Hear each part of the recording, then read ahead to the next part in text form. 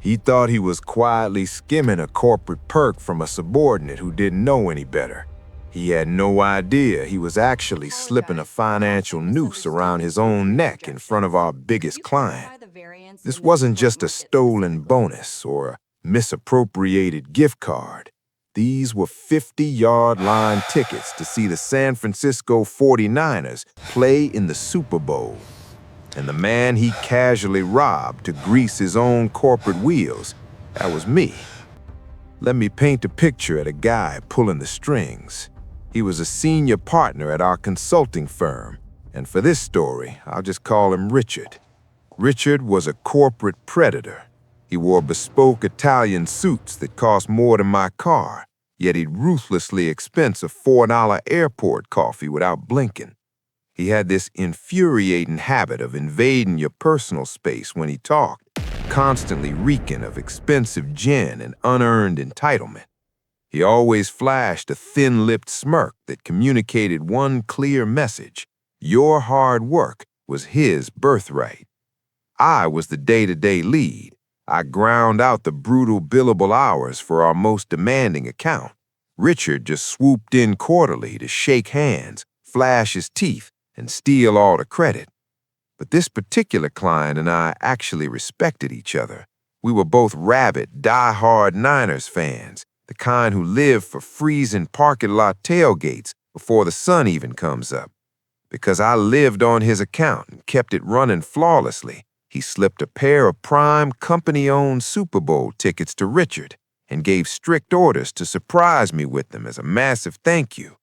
But a guy like Richard doesn't see a gift meant for a subordinate. He only sees a high-value asset he can leverage. Without batting an eye, Richard pocketed the $10,000 tickets and handed them off to another one of his personal clients in a completely different industry. He left me sitting on my couch on Super Bowl Sunday, completely oblivious to what was rightfully mine. The sheer arrogance of the theft is almost breathtaking. Richard actually assumed the client would never ask me how the game was. Or worse, he figured if I somehow found out, I just swallowed a massive disrespect to protect my own career. His house of cards collapsed 3 days later over post-meeting drinks. The client casually asked why I wasn't in the seats. I stared blankly at him. I have zero idea what you're talking about. Instantly, the temperature at the table dropped 10 degrees. The client's eyes went completely dead. He didn't yell, he didn't make a scene. He just stared deeply into his scotch, quietly processing the theft. Then he looked up and told me to pretend he never told me and to let him handle it. That brings us to a fluorescent-lit conference room exactly 1 week later. Richard and I were summoned to the client's corporate headquarters for what was supposedly a routine quarterly review. Richard strutted in, adjusting his silk tie and flashing that trademark condescending smirk. He was absolutely convinced he was the smartest man in the building. He took his seat at the head of the mahogany table, completely blind to the guillotine poised directly above his neck. The client sat across from him, flanked by a woman introduced as a visiting VP from another department. Richard had no idea she was just a rank-and-file employee they drafted to play a part in the trap.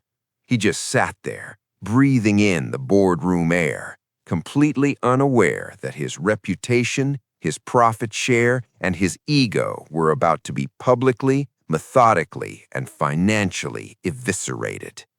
The client kicked off the charade with lethal precision. He smiled broadly and gestured toward the woman beside him. He introduced her as Stephanie, the VP of Operations, and said she wanted to sit in today. Then the client pivoted toward me. His eyes were gleaming with a hidden, dangerous electricity. He casually asked if we already knew her from the Super Bowl. It was the perfect, seemingly innocent softball question. It was a casual observation meticulously designed to entirely dismantle a man's career. Stephanie didn't miss a beat. She extended a manicured hand toward me. She furrowed her brow, looked right at me, and said, "Oh, did we meet in the suite? I'm so sorry, I completely forgot." The client let out a boisterous, theatrical laugh. He jokingly asked how much she had drunk, pointing out that we were sitting right next to her on the 30-yard line. The air in the room suddenly grew very heavy. I kept my posture entirely relaxed. I kept my hands folded neatly on the polished mahogany table, refusing to give away a single micro-expression. I looked deadpan at the client, my voice completely flat. Sorry, I wasn't there. Are you thinking of someone else? Beside me, Richard visibly stiffened. You could practically hear the gears grinding in his head as the arrogant color began to rapidly drain from his face. He opened his mouth, a pathetic stammer escaping his lips as he scrambled to fabricate a lifeline out of thin air. Before he could even form a complete sentence, Stephanie drove the blade in deeper. She cut him off with surgical efficiency. No, the guys from that manufacturing firm were in those seats. Why are we giving them prime tickets? Is there a new joint venture I don't know about? It was a rhetorical kill shot.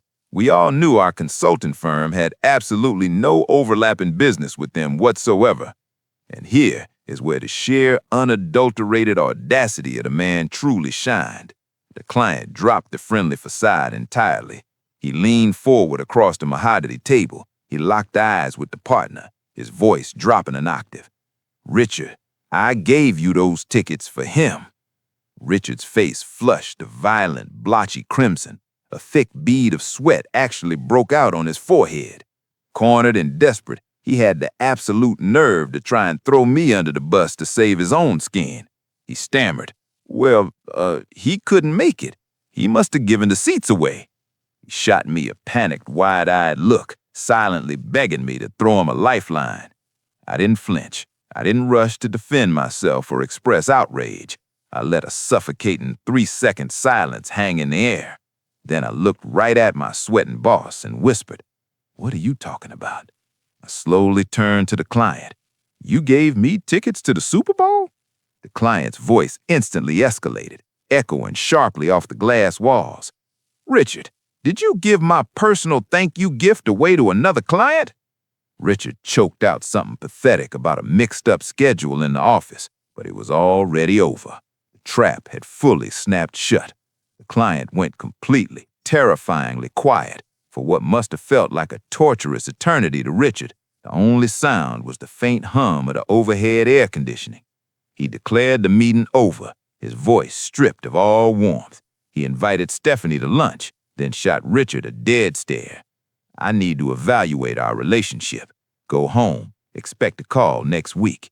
Richard scrambled to salvage his crumbling corporate kingdom. He practically tripped over his own expensive leather shoes, begging, "I'd love to join you guys for lunch. Let's just smooth this out." But Stephanie dropped the polite VP act instantly. She hit him with a stare so cold it could freeze whiskey.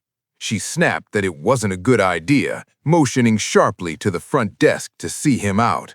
The sheer humiliation of a senior partner being escorted to the elevator like a trespassing intern was completely intoxicating. You could physically see the last remnants of color drain from his face as the stainless steel doors slid shut, sealing his fate. The exact second those doors clicked shut, the three of us completely lost it. Before we even reached the restaurant, my phone vibrated in my pocket. It was a desperate, frantic text from Richard. The arrogant predator from an hour ago was now begging me to cover for the firm, pleading for a chance to explain himself. I typed back a cold, ambiguous reply. "We need to talk. I'll see what I can do." The truth is, I wasn't going to do a damn thing to help him. Over plates of ridiculously overpriced steak and heavily expensed bottles of wine, the client outlined his terms of surrender. He wasn't just pulling the plug on the account, he was going to make Richard bleed financially and professionally. The client's demands were an absolute masterclass in corporate execution. First, he hit him with an invoice for the street resale value of 2 prime Super Bowl tickets, well north of 10 grand, and casually tossed the astronomical bill for our steak lunch right on top of it. Second, he demanded a humiliating written apology for what he legally classified as outright theft. But the ultimate kill shot? He permanently banned Richard from ever touching the account again. He demanded a complete handoff to another partner, effective immediately, or he was pulling his account entirely. The fallout back at our firm was an absolute bloodbath. When the other partners saw the paperwork and realized the threat of losing our biggest cash cow, they turned on Richard like a pack of starving wolves. They didn't fire him because that would have let him off way too easily. Instead, they completely stripped him of his lucrative profit share on the account. Then they forced him to pay the 5-figure Super Bowl invoice directly out of his own salary. I came out of the wreckage looking like the loyal soldier who desperately tried to save the account, while Richard was permanently branded a severe liability. He was trapped in a gilded cage of his own making, and his internal reputation was entirely radioactive. I left that toxic firm a few months later for a massive promotion. The client eventually followed suit, taking his multi-million-dollar business over to a direct competitor. Richard was left behind as a hollowed-out suit, quietly paying off the immense debt of his own staggering greed. It's a beautiful reminder that you can wear the finest clothes and command the biggest rooms, but you can never outrun the consequences of your own arrogance. Let them build their paper empires on lies and stolen perks, because in the end, the undercover scales of justice always balance out.